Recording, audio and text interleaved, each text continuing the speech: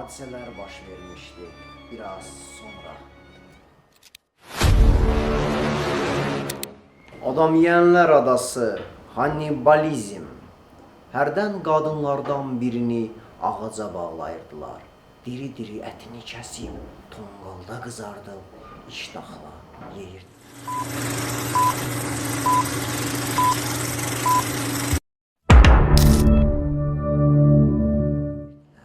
Çox vaxt ət bölgüsündə dava düşürdü. Vəhşilik o dərəcəyə çatmışdı ki, ölü ətindən imtina olunmuşdu, diri ət uğrunda mübarizə gedirdi. Kəndlə adanın arasında məsafə çox az idi.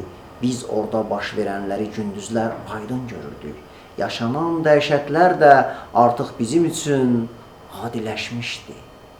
Nazino kənd sakinləri adada baş verən dəhşətlər haqqında sonralar jurnalistlərə belə demişdilər.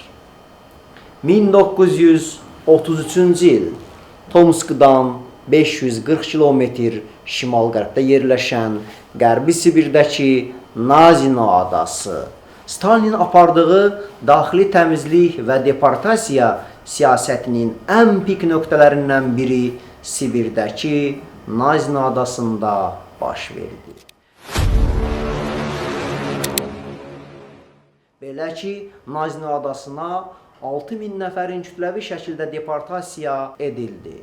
Deportasiya olunanlar əsasən siyasi məhbuslar və kiçik cinayətkarlardan ibarət idi və onlar xüsusi bir qəsəbə tikmək üçün məcburi şəkildə kiçik təcrid olunmuş adaya göndərildi. Köçkünlərə yalnız yemək üçün az miqdarda un, alətlər və bir qism geyimlər verilmişdi. Elə ilk gündən aclıq və səfalət başladı. Adanı tərk etməyə çalışanlar silahlı mühafizəçilər tərəfindən öldürülürdü.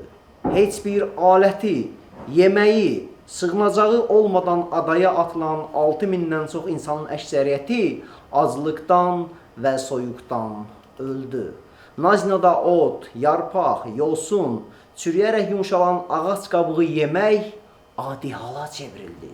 Amma bu da insanların aclığının qarşısını ala bilmədi. İnsanlıq cildindən çıxan adamlar daha dəhşətli vasitələrə əl atdılar. Adam ətinə tamah saldılar. İlk vaxtlardan ölənlərin əti yeyildi. Sağ qalanlar isə dəhşətli bir vəziyyətə, kannibalizmə, insan əti yeməyə əl atdılar. Bir-birini öldürürdülər ki, ətinə sahib olsunlar.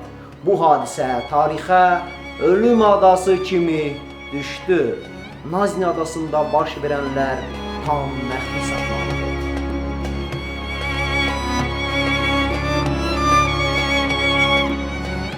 Yalnız 1980-ci illərin sonunda Nazino dəhşətləri haqqında ictimaiyyətə məlumat verildi. Bəşəriyyət tarixinin bəlkə də ən vəhşi, ən acınacaqlı günlərini örtən qara pərdələr nəhayət ki yırtıldı.